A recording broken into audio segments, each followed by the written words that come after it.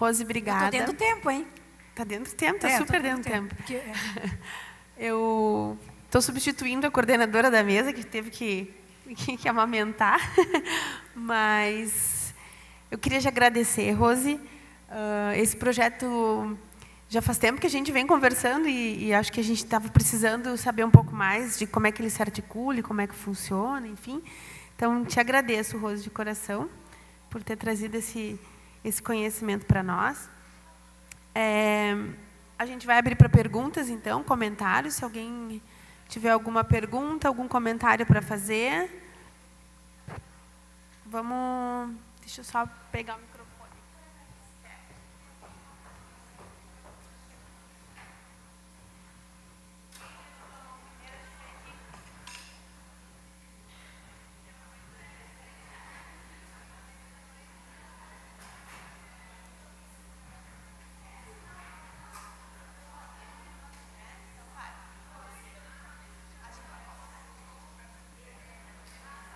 Bom dia. Rose, meu nome é Gisele. Eu trabalhei na UTI neonatal no Rio de Janeiro. Então tem essa tal da Rede Cegonha no Rio de Janeiro. Lá, eu quero saber a tua opinião sobre. Eles permitem que o parceiro da mulher que está em processo de parto, né? As dores, as contrações, eles permitem que o parceiro tenha relação sexual com ela, isolado, para que ela tenha um bom parto. Eu vi que você não comentou sobre isso e está dentro do Rede Cegonha, no Rio de Janeiro. Eu quero saber a sua opinião quanto a isso.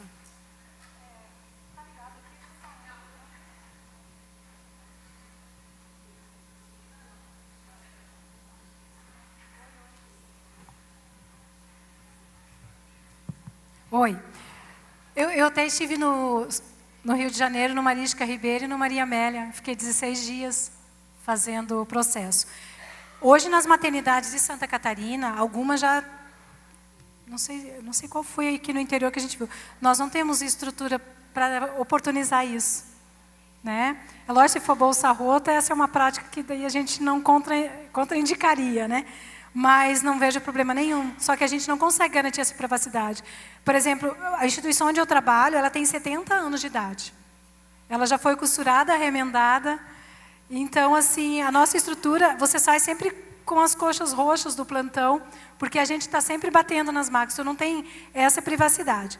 Mas nos moldes do centro de parto normal, por exemplo, onde eu conheci no Maria Ribeiro, no Marisca Ribeiro e no Maria Amélia, a mulher tem toda a liberdade, porque ela está dentro de uma suíte, né? Então, se ela quiser ter relação sexual, ela vai poder também. O que a gente tem bem forte dentro da maternidade é a presença acompanhante. Até o guarda, quando vê uma mulher sozinha, ele pergunta: aonde está seu marido? Aonde está seu acompanhante? Porque isso está muito forte dentro da instituição. Em todos os profissionais assim de saúde, os alunos, quando entram, logo percebem esse movimento. Mas essa privacidade não tem como garantir. Então, por isso, discussão no início aqui na mesa, do centro de parto normal nos municípios de Santa Catarina. Porque a gente não consegue dar isso para a mulher. É separado por box. E quando eu comecei na maternidade, não era separado, era uma cama do lado da outra. Depois a gente pôs cortina e depois veio os boxes, entendeu? E é o que a gente tem. Então, você não tem uma privacidade auditiva. Ai, para mim é uma delícia, né? Imagina o pai.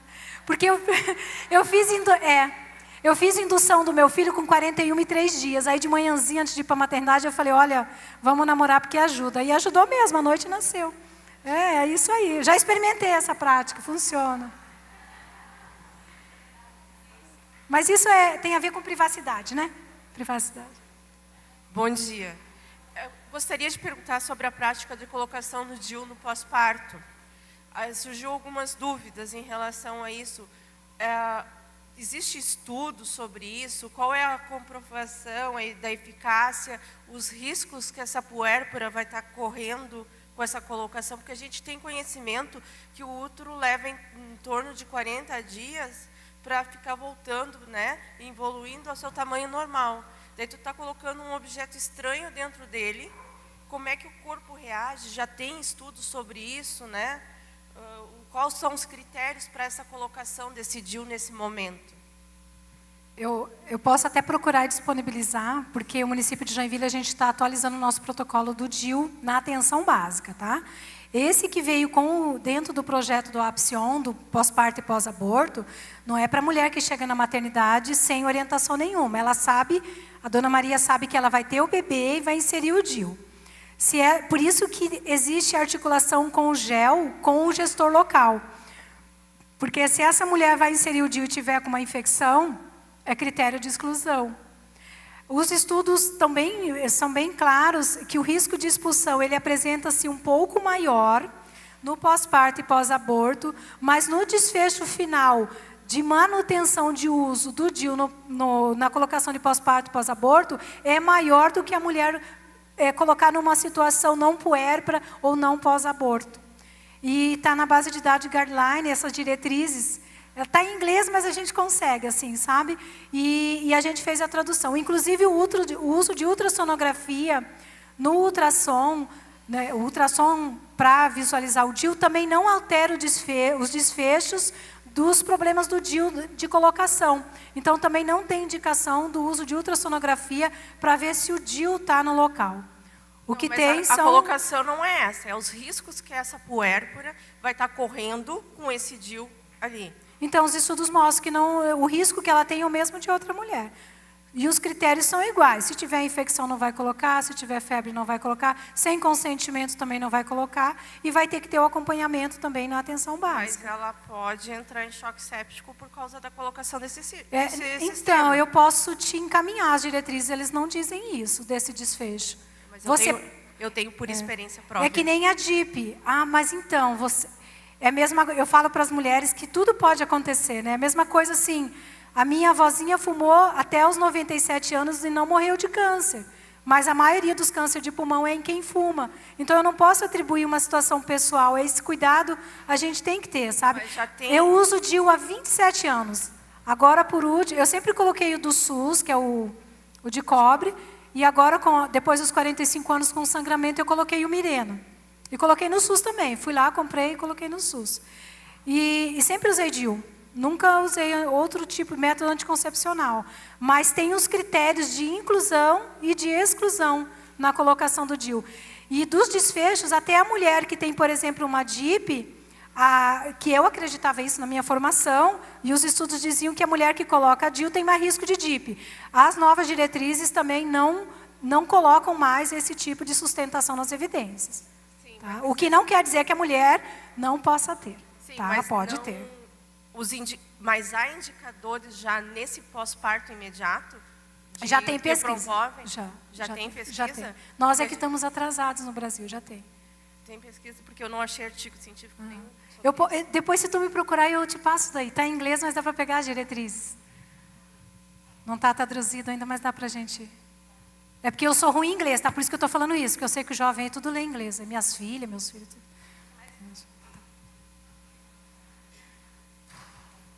Tudo bem, Rose? Meu nome é Odair, tá? Sou enfermeiro neonatologista. Já tive o prazer de conversar contigo aqui. Eu queria ver contigo o seguinte, ali quanto à inserção do homem, né, tanto na obstetrícia quanto na neonatologia, né, eu acho que tu fez uma boa colocação ali. Né, eu acho que não dá para... que eu vejo, assim, como eu trabalho no UTI neonatal, eu ajudo na amamentação, mas eu percebo, às vezes, que tem mulher que não se sente bem. Eu acho que a parte do profissional e da instituição, ela não só colocar o profissional masculino, mas ele tem que respeitar o paciente. Se ela não se sente bem, eu não vou lá. Por que eu vou ir? Entendeu? Então, acho que tem que ter... Foi muito bem colocado, né? Quanto a isso aí do sexo masculino, que não é... A mulher não é obrigada a aceitar o sexo masculino ali para fazer o toque, tanto para ajudar na amamentação. Eu acho que isso foi uma boa colocação. Acho que faz parte do respeito com o paciente também. É normal... Eu já fiz isso, que nem eu, faz 18, 20 anos que eu trabalho com isso. Mas o paciente não é obrigado a aceitar, só porque eu faz esse tempo que eu trabalho, já vi quantas mamas, entendeu? Acho que esse respeito tem que partir tanto do profissional quanto da instituição. Né? Botar só um profissional masculino para fazer um plantão, para atender a paciente, entendeu? Então, acho que isso aí foi muito bem colocado. Outra coisa que eu queria também elogiar, é a tua colocação quanto ali a humanização ali ao trabalho. Eu já trabalhei, dou aula também, dou estágio em instituições públicas e particular. Eu acho que às vezes é uma falta de respeito com o profissional. Eu também faço plantão noturno. Tu cobra às vezes do teu funcionário humanização e tu não humaniza ele. Levantar de madrugada, depois de dormir num local, escorar a cabeça num local impróprio, e tu cobrar dele que ele seja humano com o paciente, quando tu não está sendo humano com ele, tu dormir mal colocado num lugar impróprio, e levantar de madrugada, 4, 5 horas da manhã, e auxiliar uma mãe num parto, auxiliar numa amamentação, sorrindo, é meio difícil, né? Então, às vezes, e tu cobra do profissional, né? Cobra profissional. Então, às vezes, a gente tem que cobrar da instituição melhores condições. Aquilo não é normal, pessoal. Não é normal. E, às vezes, a gente, como enfermeiro, se acomoda e aceita aquilo como normal e exige do nosso profissional, do nosso técnico, do nosso colega, que seja humano, mas a gente não pensa na humanização dele. Humanização não é só no final do ano fazer uma janta, fazer um amigo secreto. Humanização é o ano inteiro, é com a equipe, toda a equipe. Tá? Obrigada. Obrigada, bem isso. E na tua colocação, eu perguntei ao meu irmão, que foi fazer um exame de próstata, como é que foi o procedimento dele. Gente, que humanização na assistência para o exame de próstata. Ele precisou porque ele estava com uma queixa, tá? Até porque o câncer de próstata não se rastreia, tá? Ele é um câncer que está proibido rastrear. Causa dano rastrear câncer de próstata. Você só vai tratar se tiver queixa. Mas, enfim, não é esse o foco. E eu falei para o meu irmão, como é que foi? Então, o médico falou comigo que era necessário fazer o exame, explicou como que ia ser feito. Ele disse que eu podia ficar em 2 posições e que eu podia escolher a posição para fazer aquele exame. Então, eu penso assim, né? Se nem no fiofó do homem tem que pedir licença, fez toda uma reza para fazer o exame, por que que na mulher ninguém pede licença, faz o toque, joga a luva no chão, que às vezes nem põe no lixo, vira as costas e nem fala para a mulher como é que está o exame e não cobre ela de volta. Não dá para aceitar isso, gente. Aí eu fico muito puta, sabe? Quando você verifica uma situação dessa. E fico muito mal também, queria dizer e compartilhar com meus colegas aqui, quando a gente, que nasce 20 por dia ou mais, quando nasce 20 em 12 horas ou 19, e que você não pode dar aquilo que você sabe que a mulher tinha que ter. Eu acho que é muito difícil para um enfermeiro obstetra no plantão assistir 8 parturientes de 10, tu não consegue dar.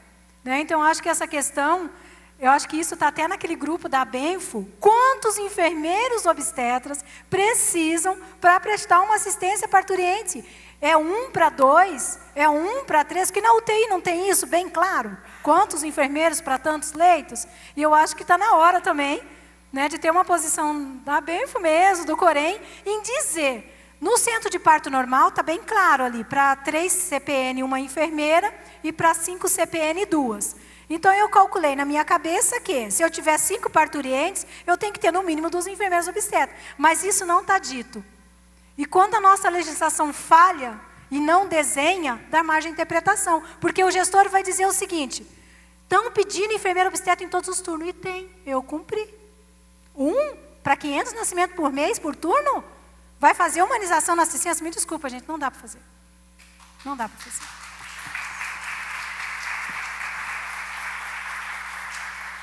Rose, a gente tem mais 3 perguntas, aí depois a gente encerra, aí a gente faz o intervalo, voltamos a 1 hora, tá? Mais 3 perguntas. Malá Juliana.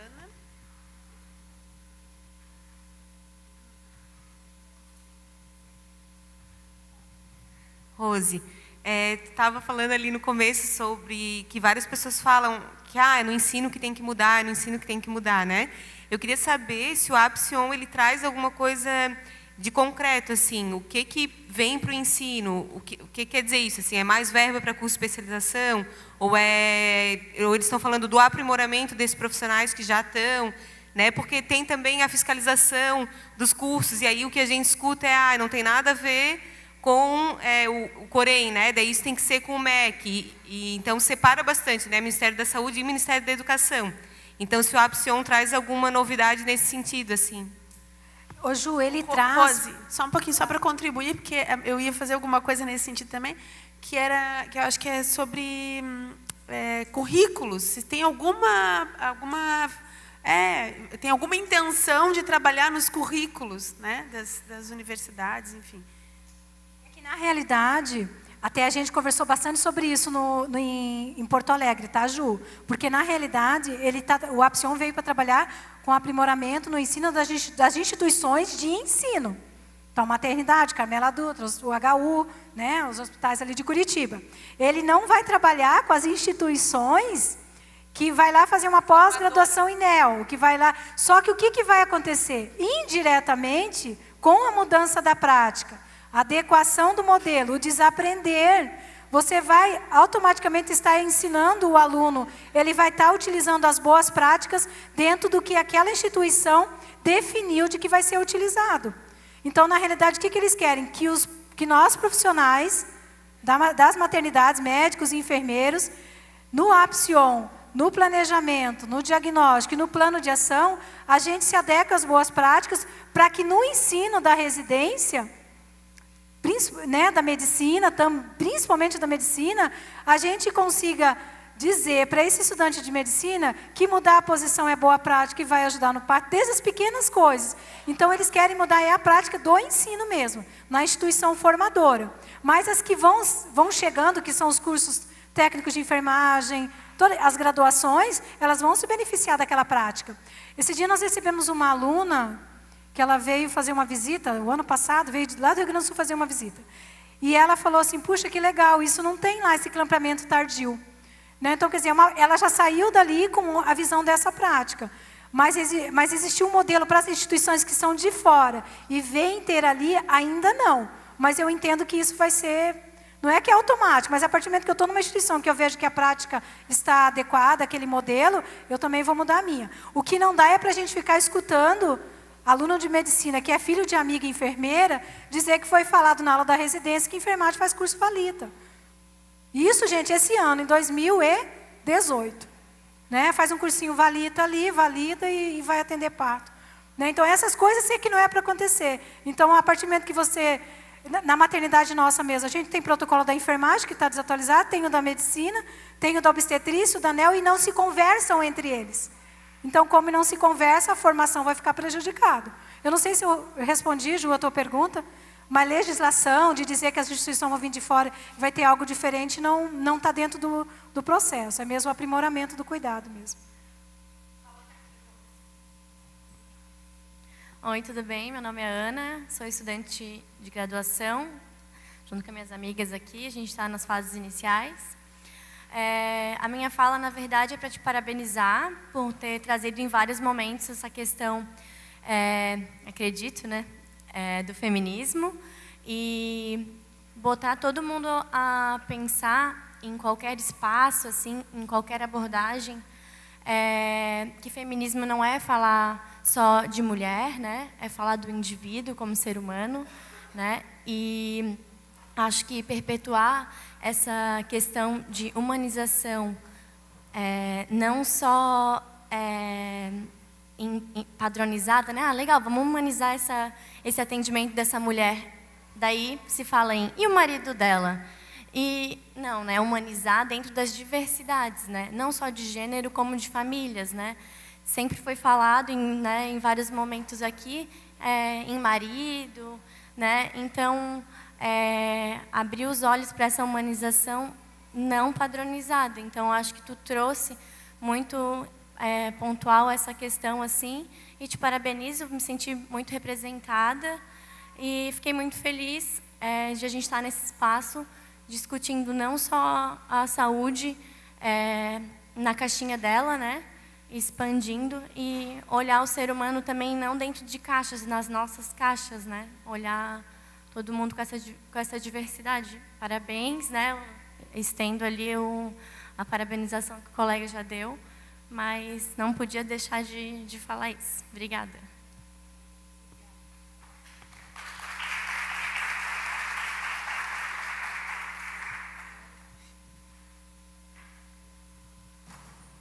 Bem, bom dia a todos, Otávio, Rio de Janeiro.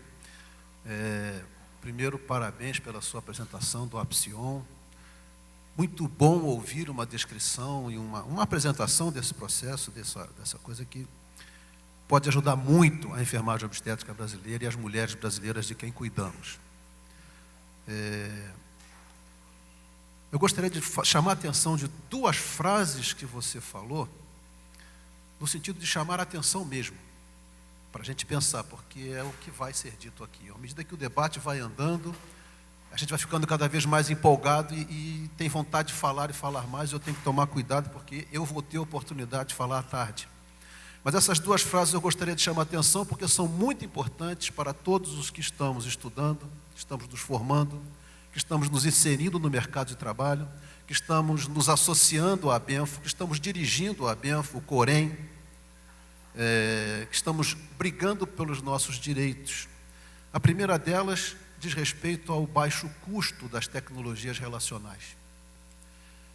É muito fácil a gente estabelecer para o gestor, e você ainda há pouquinho falou de gestor, né? Estabelecer para o gestor que o nosso trabalho é um trabalho de baixo custo. É mais barato ter enfermeiras. Nós deveríamos brigar para que fosse muito mais caro e muito mais importante, porque o nosso trabalho, apesar de ser relacional, é um trabalho fundamental. Embora utilizemos nas nossas práticas insumos que são de custo baixo, ou instrumentos ou equipamentos que tenham baixo custo na indústria, o nosso trabalho, ou a maneira como usamos esses instrumentos, são muito complexos e são de um custo elevado. É o custo do investimento na formação de um enfermeiro que passou 5 anos na universidade, depois passou mais 2 anos numa residência, e depois tem um trabalho, uma experiência de trabalho que se completa ao longo da sua atividade profissional. Isso é um custo muito alto. E nós deveríamos ser remunerados adequadamente com relação a isso. Essa é a primeira relação para chamar a atenção da gente. A segunda, que também a frase passa assim rapidamente, mas a gente não presta atenção, e porque meu ouvido capta isso rapidamente, é que a gente atende muitas vezes quando não tem o médico presente. Nós precisamos tirar da nossa cabeça que o nosso trabalho é um trabalho para ser feito quando não tem o outro. O nosso trabalho tem que ser um trabalho que é imprescindível por si só, pela sua natureza, pelo que nós representamos e pelo que nós fazemos, e não porque o outro não está presente. Eu não sou substituto de ninguém, ou não sou substituto de outro profissional.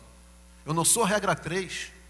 Enquanto nós nos pensarmos na condição de regra 3, nós não seremos valorizados. Então, você tocou nesse assunto, chamou a atenção que o Apsion destaca isso, e eu quero reforçar, que nós não somos regra 3. Nós somos os profissionais que temos que nos colocar como imprescindíveis para a população, como uma necessidade sentida pela população do nosso trabalho, da nossa inteligência, da nossa maneira de cuidar. Mais uma vez, parabéns pela sua apresentação e obrigado a vocês pela oportunidade de me trazer até aqui.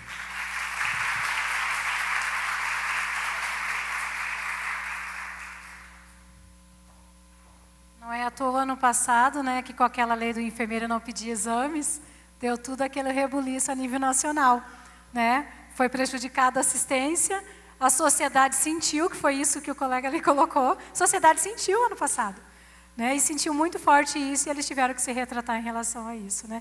E mais uma vez, né, os conselhos querendo derrubar, né, algumas questões em relação à enfermagem obstétrica e neonatal, e não vão conseguir, né? Eu já perdi a conta de quantas vezes eu fui denunciada no meu município por atender o parto domiciliar planejado em várias instâncias, fui chamada também, mas aí não tem o que se dizer, né? Você está amparado dentro da sua legislação, né? Então eu acho que o ano passado foi a prova de que a enfermagem faz sim diferença e não tem como fazer saúde sem enfermagem. Não falo só da obstetrícia, não, em todos os pontos de atenção onde a enfermagem atua. Obrigada, gente.